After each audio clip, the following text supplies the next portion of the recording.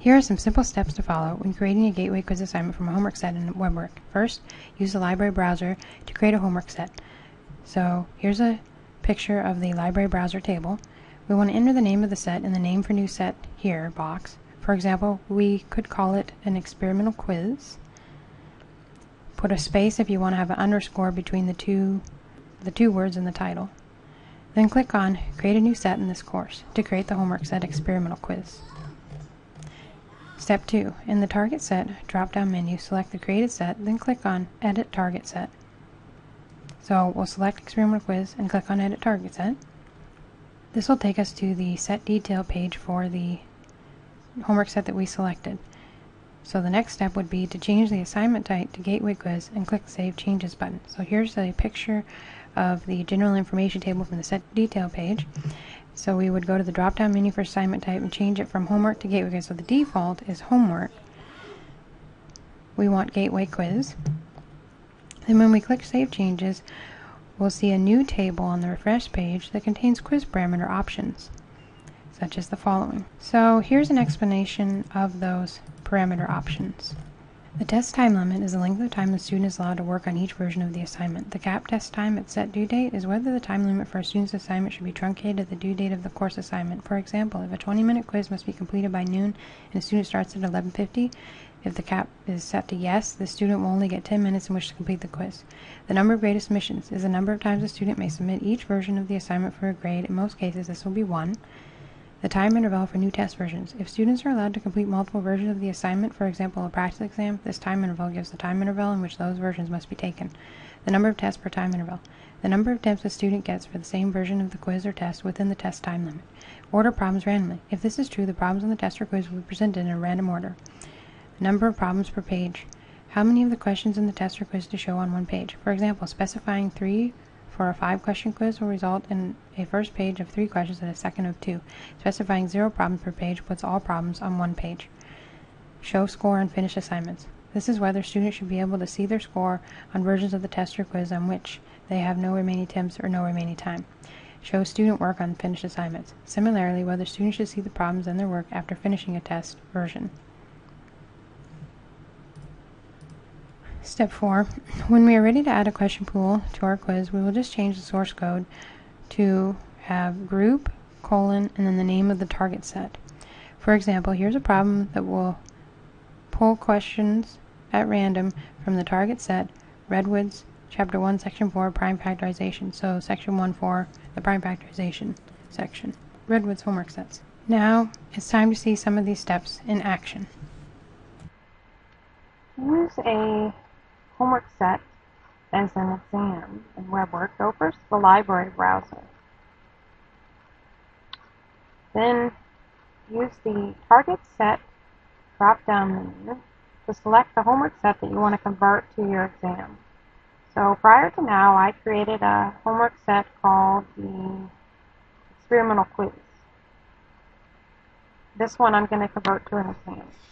Once you've selected that set, click on Edit Target Set. This will take you to the set detail page. Once here, the first thing you want to do is change the assignment type. The default is homework. If you change it to quiz, click on Save Changes. Then you'll have a lot more options under your general information for the settings for this assignment. And if it's an exam, you probably want a time limit of 60 minutes to have it so there's an actual clock given once the exam is started. Make sure that you say how many graded submissions you want. 1. This will be, so then there'll be an actual clock on that 1 submission. To order problems randomly so each student gets a slightly different test, you can change that to yes. If you want students to only be able to take the test once, then you need to change the number of tests for a time interval to 1. This is going to be a practice exam, so I'm just going to leave it blank. This way students can take the test over and over again. This is a practice. I'll go ahead and let them see their scores. Here I want all the problems to be on one page, so I'm going to set it to 0. If I want just the 1 problem per page, then I would change this to 1. I made it so that each of my problems was worth 5 points. So here you change the weight value to change the number of points each problem is worth. I have 20 questions, so I have each problem worth 5 points, and notice that each one I've changed to 5. The default is 1 point. Last thing I want to check is I want to make sure that the open date is before now so that I'll be able to preview the exam and make sure there's no errors. I want to see what the student's going to see. Click on Save Changes. Now, this is important. When you're ready to preview the quiz, don't just click on the link under homework sets. What will happen is you'll just see an error message. For a quiz, you can do this with a homework set, but for a quiz or exam, you actually have to go to the homework sets page and click on the link for taking the exam. So here's Take Experimental Quiz Test. Click on that. And notice once you click on this link, now you're on the exam and the time has started, the 60-minute time limit here. And it follows you as you scroll down the page. All the problems are on one page as we set up. And if you want to go to a specific problem, you can click on the link for that problem here. Once the test is complete, you can submit it at the bottom. Click on Grade Test. And that ends the timer. So this is how to convert a homework set to a quiz or exam in WebWork.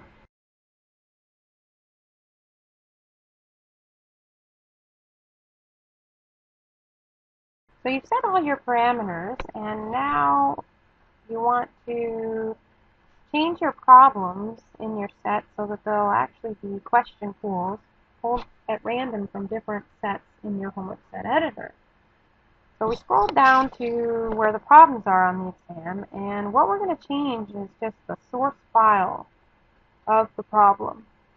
Notice that right now it's pulling the problem from the PC library because I picked problems from the PC library when I created this homework set.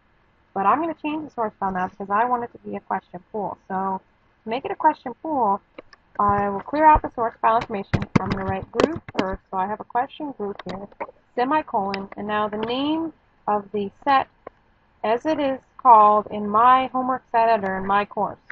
So I want to pull a problem from section 3.1, so I put the name of that set in here. It's case sensitive, has to have all the spaces. If you spell anything wrong here, then you'll have an error on your exam. Now, I can just copy and paste. Make sure that you get all the code changed, because if you don't have anything that you don't have right in the source file, it won't know where to pull the problem from. So I'll have those problems from that section, and now I'm going to pick a different one, a different section, group, semicolon, name of the set, and maybe I'll take a couple from that section, and let's do another different section. So now this is pulling from section 4.3, and we'll take the rest of our problems from that section.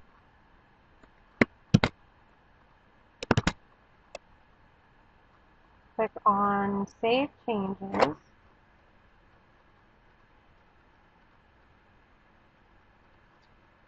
Notice it says this source file does not exist. You can just ignore that. Okay, so this is a 10-question test, so this is what I'm going to change. I'm going to change this to 10 points per. This is where I change the point value of the question. I'm going to change it to 10 points because I have a 10-question test and I want it to be 100 points overall. So I'm going to have each problem be worth 10 points. This is where I change the value of each problem in the test. And I mean, you could have different values. You could have problems you want worth 10 points while others are only worth 5 this way. And the other thing I want to point out is that I want to make sure that my open date is before now so that I'll be actually able to preview the exam that the student is going to see. So I do have it set to before today.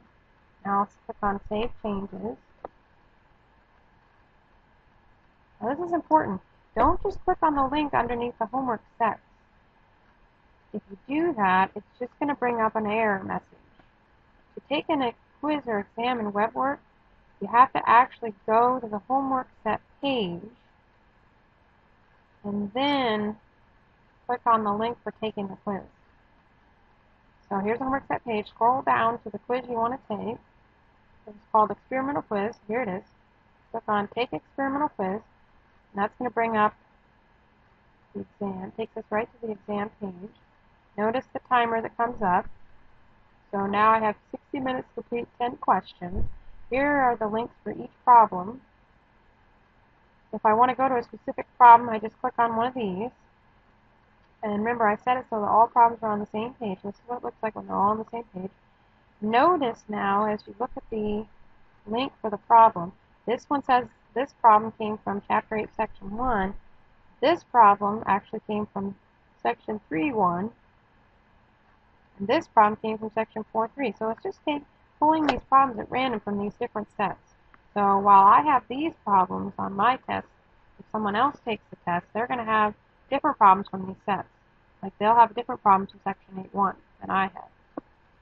So this is nice because then you have each student gets to take a slightly different test and solve slightly different problems.